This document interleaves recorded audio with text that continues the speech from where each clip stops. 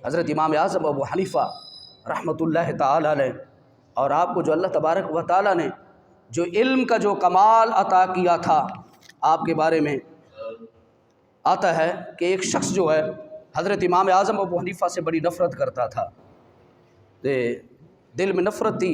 بعض لوگ ہوتے ہیں علماء کے بارے میں دل میں ویسے ہی نفرتیں ڈال لیتے ہیں، تو وہ دل میں اس کے نفرت امام اعظم ابو حنیفہ رضی اللہ تعالیٰ عنہ کے بارے میں، اور وہ آیا اور آپ سے کہا کہ ابو حنیفہ میرے ایک سوال کا جواب دیں۔ آپ نے فرمایا پوچھو تیرا سوال کیا ہے؟ وہ کہنے لگا ایک شخص جو اپنے آپ کو مسلمان کہتا ہے لیکن وہ جنت کی امید نہیں رکھتا اور نہ ہی وہ جہنم سے ڈرتا ہے، یعنی جنت کو کہتا ہے کہ مجھے جنت کی ضرورت نہیں ہے، جہنم سے نہیں ڈرتا اور اللہ سے بھی نہیں ڈرتا، مردار کھاتا ہے اور بغیر رکوع اور سجود کے نماز پڑھتا ہے اور بن دے کے گواہی دیتا ہے، یعنی دیکھا کسی چیز کو نہیں وہ گواہی دیتا ہے، اور حق کو برا سمجھتا ہے، فتنہ سے پیار کرتا ہے، رحمت سے بھاگتا ہے، یہود و نصارہ کے بارے میں کہتا ہے کہ وہ سچے ہیں۔ تو وہ بندہ کہنے لگا ایسے شخص کے بارے میں آپ کی کیا رائے ہے؟ سمجھ آ گئی ہے؟ چلو سوال سمجھ آ گئے۔ حضرت امام اعظم ابو حنیفہ رضی اللہ تعالی عنہ، لوگ آپ کی مجلس میں بیٹھے تھے، 40 ہزار لوگ آپ کے پاس بیٹھ کے درس لیتے تھے۔ آتے لوگ کہتے ہیں امام اعظم صرف 15 حدیثاں یاد سن۔ اب میں اگر اور بیک گراؤنڈ پہ چلا جو تو 2-3 جمعے حضرت امام اعظم ابو حنیفہ کے تعارف پہ لگیں گے، لیکن وقت کا دامن اگلے جمعے پھر اور موضوع شروع کرنا ہے، ٹھیک ہے؟ تو لوگ تو حضرت امام، لیکن میں امام اعظم کا جو علمی مقام تھا۔ اچھا جب اس بندے نے یہ سوال کیا، لوگ آپ کی مجلس میں بیٹھے تھے، تو آپ نے فرمایا لوگوں بتاؤ کہ ایسے بندے کے بارے میں تمہارا کیا عقیدہ ہے؟ تو سارے لوگ کہنے لگے وہ بندہ کافر ہے، یعنی کہ جو بندہ جنت کوئی طلب نہیں ہے، جہنم سے ڈرتا نہیں ہے، اور یہودیوں اور عیسائیوں کو سچا کہتا ہے، نماز بغیر رکوع کے سجدے کے پڑھتا ہے، مردار کھا لیتا ہے، یعنی حرام کو کھا لیتا ہے، اور اللہ کی رحمت سے دور بھاگتا ہے، فطرہ سے پیار کرتا ہے، سارے لوگ کہنے لگے یہ کافر ہے۔ حضرت امام ابو اعظم ابو حنیفہ نے کہا کہ میرے نزدیک وہ اللہ کا بہت بڑا ولی ہے۔ کہہ دے سبحان اللہ، پھر ایک دفعہ کہے سبحان اللہ۔ تو لوگ حیران ہوئے، نے کہا حضور یہ ساری کفر والی باتیں ہیں؟ آپ نے فرمایا ساری ایمان والی باتیں ہیں۔ انہیں کیسے؟ آپ نے فرمایا سنو، اس کا پہلا سوال یہ تھا کہ وہ جنت کی امید نہیں رکھتا، یہ پہلا سوال یہ تھا۔ آپ نے فرمایا اصل میں یہ ہے وہ جنت کی امید نہیں رکھتا لیکن جنت کے رب کی تمنا کرتا ہے، وہ جنت نہیں۔ اس کے بلکہ میں یہاں پر حضرت مولا کائنات کا مجھے فرمان یاد ہے کہ حضرت علی رضی اللہ تعالیٰ عنہ سے کسی نے پوچھا حضور آپ یہ بتائیں کہ آپ اللہ کی عبادت کیوں کرتے ہیں؟ آپ نے فرمایا پہلے تم بتاؤ۔ اس نے کہا کہ جنت کے شوق میں اور دوزخ کے خوف میں۔ تو آپ نے فرمایا میں اللہ کی عبادت نہ جنت کے شوق میں کرتا ہوں نہ جہنم کے خوف میں کرتا ہوں۔ وہ کہہ لگا کیوں، کیسے؟ آپ نے فرمایا میں رب کی عبادت اس لیے کرتا ہوں کہ وہ میرا رب ہے اور میں اس کا بندہ ہوں۔ اور بعض بزرگوں نے یہ لکھا ہے کہ جو بزرگان بعض صوفیاء ایسے گزرے ہیں کہ انہوں نے جنت کی خواہش نہیں کی، بلکہ حدیث قدسی میں آتا ہے، یہاں پر اور بھی حدیث مجھے یاد آ گئی، نبی کریم صلی اللہ علیہ وسلم نے فرمایا جب قیامت کا دن ہوگا، جب جنتی جنت میں چلے جائیں گے، اللہ تبارک و تعالیٰ جنتی اسے پوچھے گا یہ بتاؤ کہ کیا تم میری جنت سے خوش ہو؟ وہ کہیں گے مولا تو نے جنت دی، تیرا بڑا ہی نام ہے، لیکن ہم نے دنیا میں جو عبادت کی تھی جنت کے لیے تو نہیں کی تھی، ہم نے دنیا میں عبادت کی تھی، دیر رات تیرا ذکر کرتے تھے، راتوں کو کھڑے کھڑے ہو کر تیری عبادت کرتے تھے، مولا ہم نے اس لیے نہیں کی تھی کہ ہمیں جنت ملے۔ رب پوچھے گا پھر کیوں کی تھی؟ وہ کہیں گے مولا تیرے نبی کا فرمان تھا جب تم جنت میں جاؤ گے تو رب کا دیدار بھی ہوگا، مولا ہم تو تیرے دیدار کے متلاشی ہیں، ہم تو تیرا جنت تو مل ہی گئی ہے۔ یہ تو تیرا وعدہ تھا، والذین آمنوا وعملوا الصالحات اولئک اصحاب الجنہ، جو بھی نیک عمل کرے گا، ایمان لائے گا، وہ جنت میں جائے گا۔ مولا جو جنت کے طلبگار تھے جنت مل گئی ہے، مولا ہم تو تیرے دیدار کی تمنا کرتے تھے، ہم تو تیرے دیدار کے طلبگار تھے۔ رب کہے گا فرشتوں حجابات ہٹا دو اور ان کو میرا دیدار کرا دو۔ یہ مقام ہوتا ہے، مقام ہے، یہ مدارج ہیں۔ کوئی جنت پہ رہ جاتا ہے، کوئی جنت والے تک چلا جاتا ہے۔ تو حضور نے فرمایا، تو امام اعظم ابو حنیفہ رضی اللہ تعالیٰ نے فرمایا کہ اس کو جنت کی تمنا نہیں ہے لیکن یہ جنت والے کی تمنا کرتا ہے۔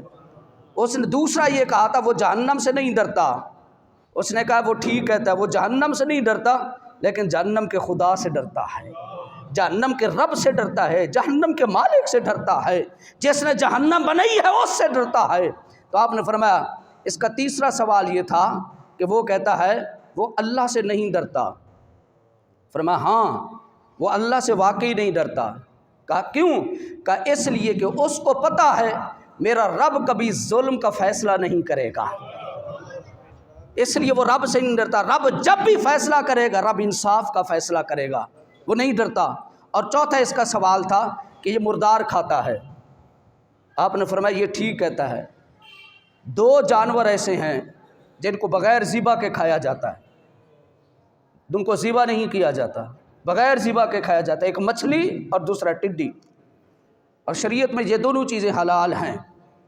دو جانور ہیں، ٹڈی اور مچھلی، ان کو بغیر ذبح کیے۔ ہاں وہ مچھلی جو پانی میں، پانی کے اوپر تیرے، پانی کے اندر، مچھلی پانی کے اندر تیر رہی ہو، وہ مچھلی حرام ہوتی ہے، وہ مردار ہے، وہ نہیں کھا سکتے۔ لیکن جو دریا سے پکڑ کر بحر لے آئے، بحر مر جائے تڑپ کے، اس کو پتہ ہے اس کے اوپر تکبیر نہیں پڑی جاتی۔ کہہ دو سبحان اللہ۔ ایڈا بڑا تو مسئلہ دس رہے ہیں تو تسی اے پریشان ہو کہ بیٹا میں کوئی فلسفہ نہیں بیان کر رہا، ایڈے پریشان ہونے کی گل ضرورت نہیں ہے۔ تو چلو سبحان اللہ کہہ دو، سمجھ آ جائے تمہیں سمجھ نہ آ رہی تو میں پریشان بیٹا کہ تمہیں سمجھ نہیں آ رہی، کہ آپ تھوڑا سا سبحان اللہ کہیں کہ میرے دل کو تسلی مل جائے۔ یہ ہے کہ بندے کو پتہ چل جاتا ہے ان کو سمجھ آ رہی ہے۔ تو آپ نے فرمایا وہ کہتا ہے وہ مردار کھاتا ہے۔ آپ نے کہا یہ صحیح کہتا ہے، مچھلی اور ٹڈی یہ ان کو کھاتا ہے جن کو ذبح نہیں کیا جاتا۔ آپ نے فرمایا اس کا اور سوال تھا، یہ وہ نماز پڑھتا ہے جس میں یہ رکوع اور سجدے کے بغیر نماز پڑھتا ہے۔ آپ نے فرمایا صحیح کہتا ہے، یہ نماز جنازہ پڑھتا ہے، یہ نماز جنازہ پڑھتا ہے۔ اس نے کہا اس کا اور سوال تھا کہ بن دیکھے گواہی دیتا ہے۔ اس نے صحیح کہتا ہے، اس نے رب کو دیکھا ہی نہیں۔ اور اس نے کہا کہ یہ بندہ کہتا ہے یہ حق کو برا سمجھتا ہے۔ آپ نے فرمایا ہاں ٹھیک کہتا ہے، یہ حق سچ کو برا سمجھتا ہے۔ آپ نے کہا یہ ٹھیک کہتا ہے۔ لوگوں نے کہا حضور سمجھ نہیں۔ آپ نے فرمایا موت برحق ہے، لیکن برا کیوں سمجھتا ہے؟ موت بری، لیکن برا کیوں سمجھتا ہے؟ موت ہے برحق، لیکن یہ برا اس لیے سمجھتا ہے، یہ اللہ سے دعا کرتا ہے مولا تھوڑی زندگی بڑھا دے تاکہ نیکیاں زیادہ کر لوں۔ پھر اس نے کہا کہ یہ بندہ فتنے سے پیار کرتا ہے۔ کیسے؟ چلو تو میں انج بولوں کیسے پیار کرتا ہے؟ تو آپ نے کہا یہ ٹھیک ہے۔ تو لوگوں نے کہا حضور یہ فتنے سے، اور فتنے کے بارے میں قرآن کیا کہتا ہے؟ وَالْفِتْنَةُ أَشَدُّ مِنَ الْقَتْلِ۔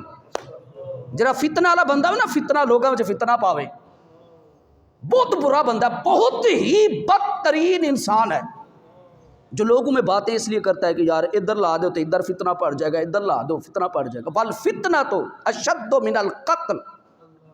قتل اتنا بڑا گناہ نہیں ہے جتنا فتنہ بڑا گناہ ہے۔ تو اس نے کہا کہ یہ بندہ فتنے سے پیار کرتا ہے۔ آپ نے فرمایا ٹھیک کہتا ہے۔ انہوں نے کہا حضور کیوں؟ آپ نے کہا اللہ قرآن میں کہتا ہے انما اموالکم و اولادکم فتنہ۔ فرمایا تمہارا مال اور تمہاری اولاد تمہارے لیے فتنہ ہے۔ تین دن اور ہر بندہ پیار کرتا ہے۔ اچھا آپ نے کہا یہ کہتا ہے کہ ہاں یہ اللہ کی رحمت سے پیار نہیں کرتا، فتنے سے پیار کرتا، اللہ کی رحمت سے پیار نہیں کرتا۔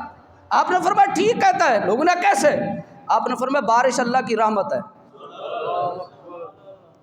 لیکن یہ بندہ بارش سے ڈرتا ہے، پتہ نہیں آندھی سے ڈرتا ہے، طوفان سے ڈرتا ہے، جس سے جو ڈرتا ہوگا، رحمت سے ڈرتا ہے۔ رحمت سے مراد اللہ کی بارش ہے۔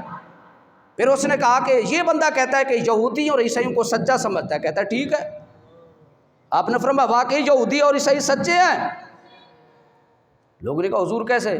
آپ نے کہا قرآن پڑھو۔ قرآن کہتا ہے وقالت اليہود لیست النصارى علی شیء وقالت النصارى لیست اليہود علی شیء۔ قرآن کہتا ہے یہودی کہتے ہیں عیسائی جھوٹے ہیں، عیسائی کہتے ہیں یہودی جھوٹے ہیں۔ یہودی کہتے ہیں عیسائی جھوٹے ہیں، عیسائی کہتے ہیں یہودی جھوٹے ہیں، اور ہمارا قرآن کہتا ہے یہ دونوں سچ کہتے ہیں، یہ دونوں ہی جھوٹے ہیں۔ ہمارا قرآن یہ کہتا ہے یہ دونوں جھوٹے ہیں، یہ دونوں سچ بولتے ہیں، اور قرآن کہتا ہے یہ واقعی ٹھیک کہتے ہیں۔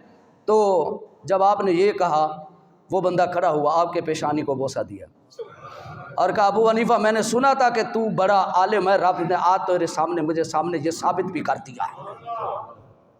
اب وقت کم ہے، میں صرف آخری بات، یہ بات بھی کافی لمبی ہے، کوشش کروں گا اس کو ختم کروں۔ حضرت امام اعظم ابو حنیفہ رضی اللہ تعالی عنہ کوفے میں روم سے ایک بہت بڑا عیسائیوں کا عالم آیا، عیسائیوں کا بہت بڑا عالم آیا، اور آ کے اس نے کوفے میں علماء کو چیلنج کیا کہ میرے سوالوں کا جواب دو۔ جو بھی عالم اس کے سامنے جاتا وہ اس کو شکست دے دیتا۔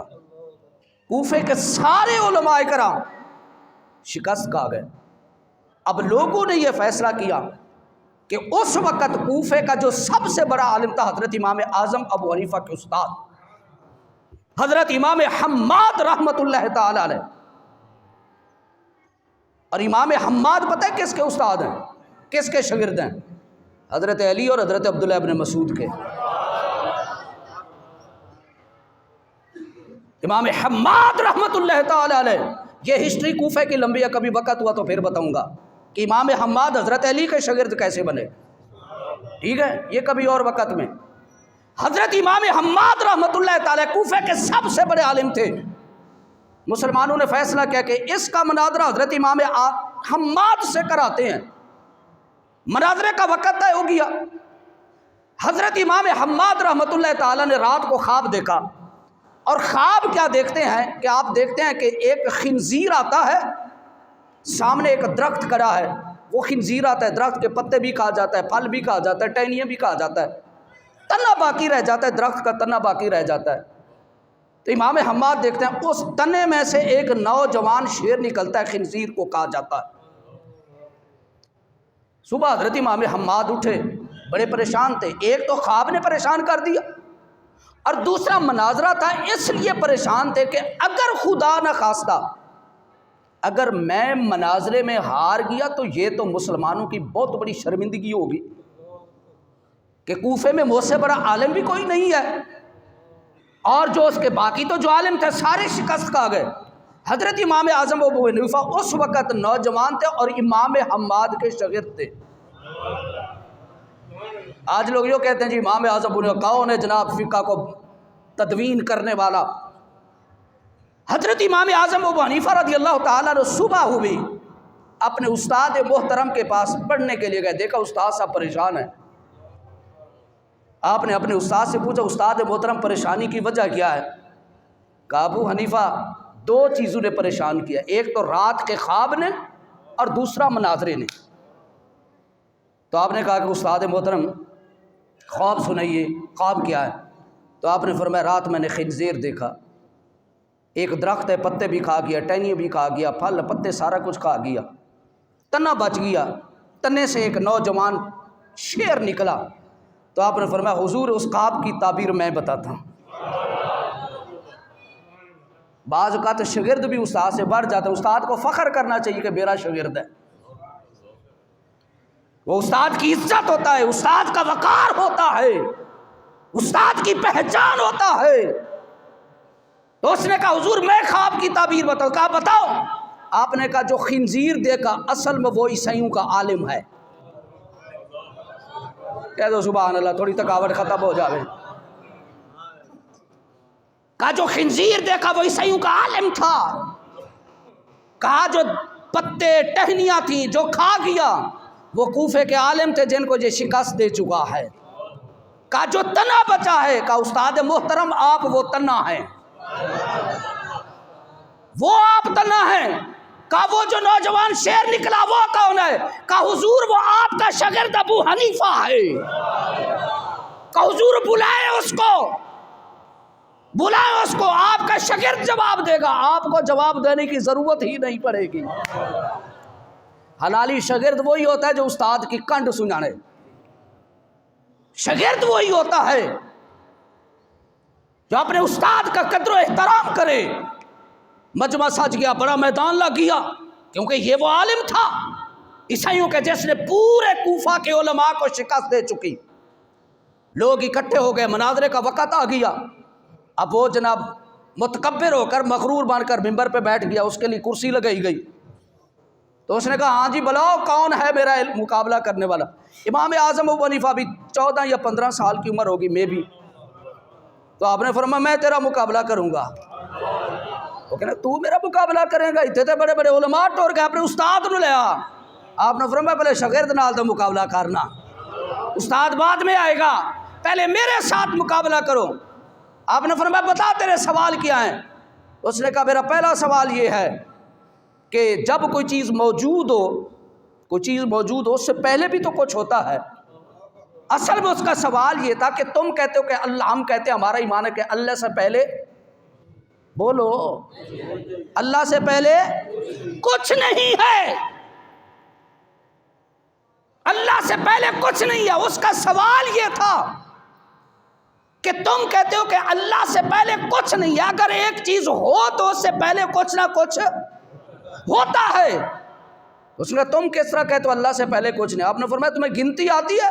1 2 3 1 2، انہوں نے کہا آتی ہے۔ آپ نے فرمایا پڑھو۔ اس نے کہا 1۔ آپ نے فرمایا 1 سے پہلے کیا ہوتا ہے؟ ہائے ہائے۔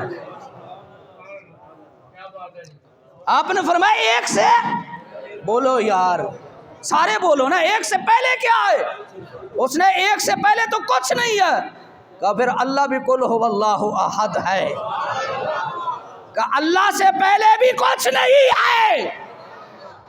آپ نے کہا دوسرا سوال؟ وہ کہنے لگا میرا دوسرا سوال یہ ہے کہ یہ بتاؤ کہ اللہ کا چہرہ کدھر ہے؟ اللہ کا چہرہ کدھر ہے؟ اچھا، آپ نے فرمایا ایک چراغ لے آؤ، ایک چراغ لے آؤ۔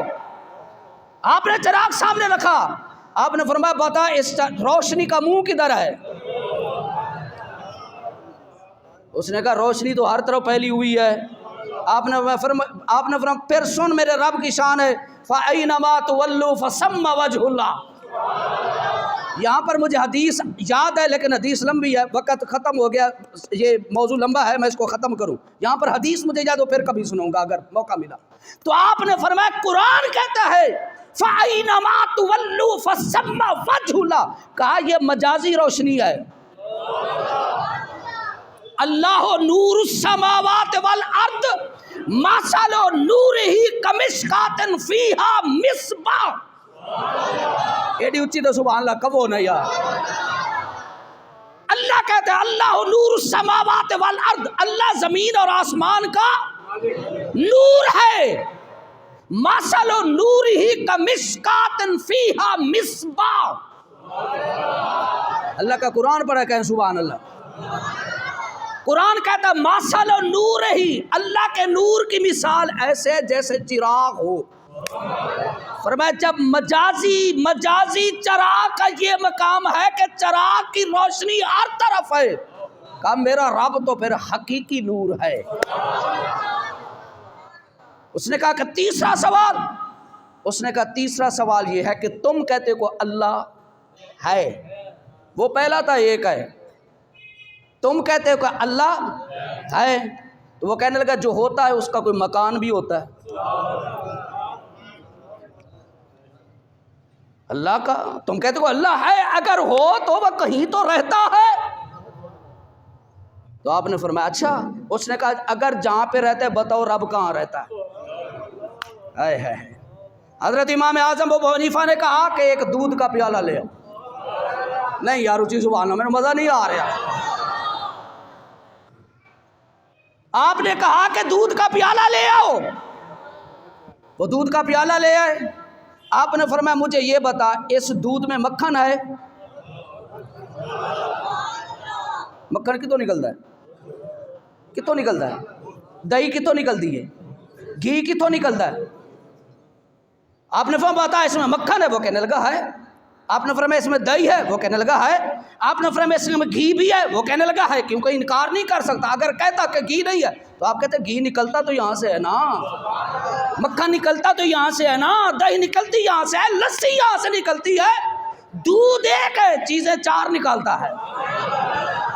اب انکار نہیں کر سکتا تھا. وہ کہنے لگا دودھ میں دہی بھی ہے, مکھن بھی ہے, گھی بھی ہے, لسی بھی ہے. آپ نے فرمایا 10 کتنے نے؟ نہیں ہے. نہیں. اور کہو سبحان اللہ. آپ نے فرمایا کٹ کے دکھا. نہیں. آپ نے فرمایا دودھ سے مکھن نکال, دہی نکال. کا نظر یہاں نکلتے نہیں ہے, موجود ہے. کا پھر سن لے رب نظر نہیں آتا, موجود ہر جگہ ہے. اس نے کہا آخری سوال, پھر انشاءاللہ پھر اگلے سال یہ جمعہ پڑھائیں گے. اس نے کہا کہ ہوں ایک آخری سوال رہ گا, سوال جواب دے دے. آپ نے فرمایا وہ بھی تسلی کر ہے. ہم ایسے امام کے ماننے والے, حضرت امام اعظم ابو حنیفہ, ہم حنفی ہیں. ہم اتنے بڑے امام کے مقلد ہیں, ہم اتنے بڑے امام کے پیروکار ہیں. مجھے بتا جو ان سوالوں میں دھوکہ نہیں کھایا وہ کدھر دھوکہ کھائے گا؟ اس نے کہا کہ بچے میرے آخری سوال کا جواب دے. اس نے کہا پوتر آخری سوال کیا ہے؟ اس نے یہ بتا اس وقت اللہ کیا کر رہا ہے؟ آئے ہے. اس نے کہا اس وقت اللہ کیا کر رہا ہے؟ آپ نے فرمایا تو اس طرح کر, ہوں تو نے ممبر تے ذرا تھلے آنا, تو بڑا ہوں فخر کر لے آئی تیری تون پڑھنا گا ہوں میں.